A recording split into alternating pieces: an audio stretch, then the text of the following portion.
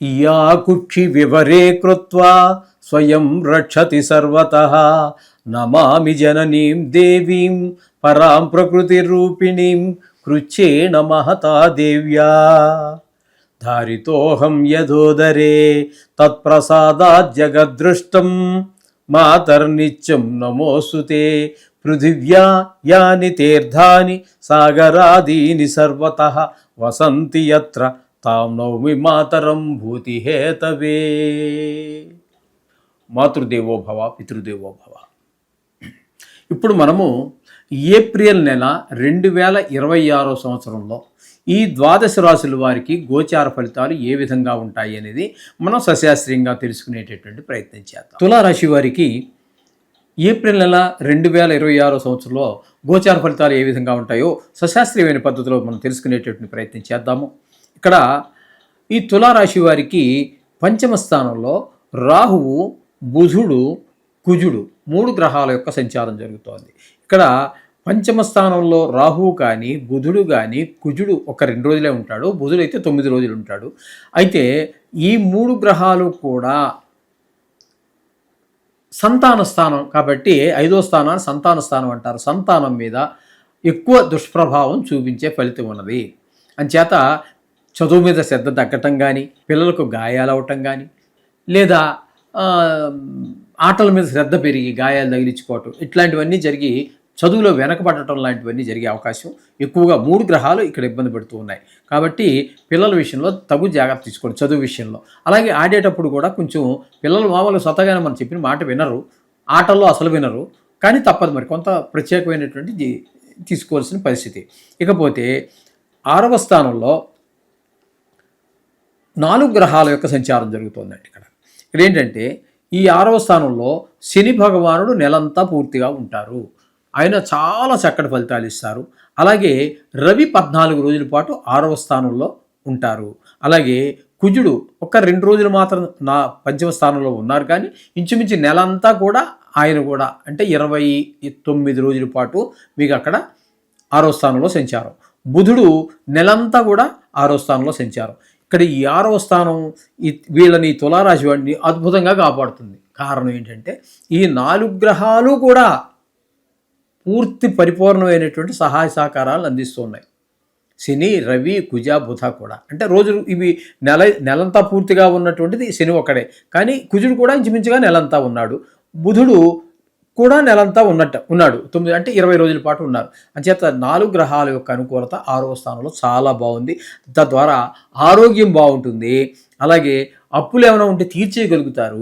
మీరు అప్పు కోసం ప్రయత్నం చేస్తున్నారు అంటే అప్పు అంటే డబ్బులు లేకని కాదండి, ఏదో ఇల్లు కొనడానికో, ఇంటికి కట్టుకోవడానికో, స్థలం ఏర్పాటు చేసుకోవడానికో, ఓ వాహనం కొనడానికో, పిల్లవాడిని అబ్రాడ్ పంపించడానికో, చదువు నిమిత్తం, ఇట్లా మీరు దేనికైతే ప్రయత్నం చేస్తున్నారో అప్పు కోసం ఆ అప్పు పుడుతుంది, అది సద్వినియోగం అవుతుంది.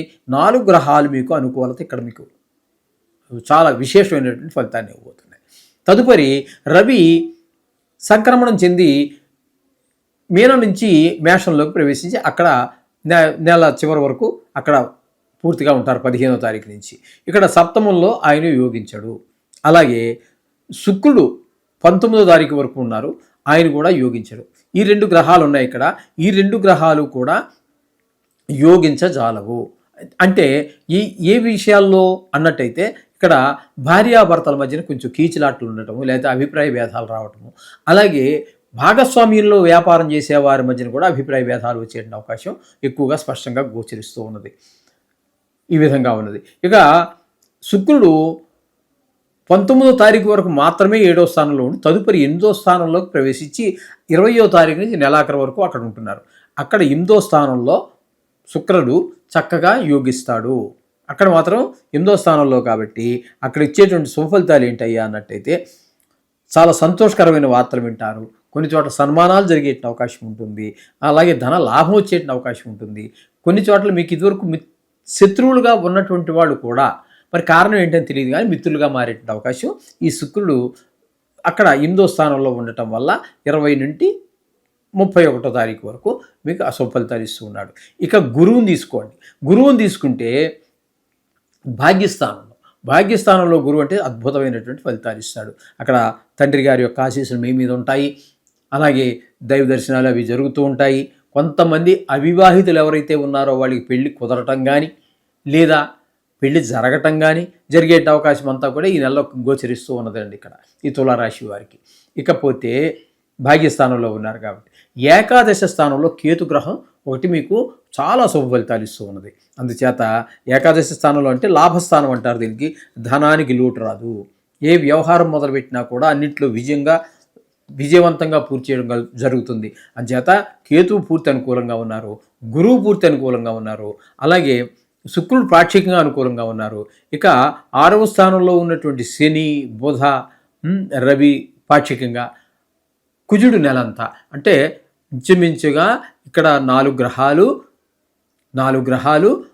గురువు 5 గ్రహము, పాక్షికంగా మళ్ళీ శుక్రుడు, అలాగే కేతువు. చాలా ఇప్పటి వరకు మనం చెప్పుకున్నటువంటి ఈ 7వ రాశిది. ఈ 7వ రాశి వరకు మనం తీసుకున్నట్టయితే ఇది ఇప్పటి వరకు చెప్పుకున్న వాటిలో ఈ తులారాశి వారికి చాలా బాగుంది. ఈ నెలంతా కూడా అద్భుతంగా ఉంది. అయినప్పటికీ కూడా కొన్ని గ్రహాలు ప్రతికూలత ఉంది కాబట్టి ఉంటాయి కూడా. కాబట్టి దాని గురించి రోజు నవగ్రహాలు చేసుకోండి. మీకు అనుకూలంగా ఉన్నటువంటి గ్రహాలు మరింత అనుకూలమైన ఫలితాలు ఇస్తాయి. మీకు వ్యతిరేకంగా పనిచేసేటటువంటి గ్రహాలు ఏవైతే ఉన్నాయో అవి మీకు కొంత తీవ్రత తగ్గుతుంది. మీకు అనుకూలమైన ఫలితాలు వస్తాయి.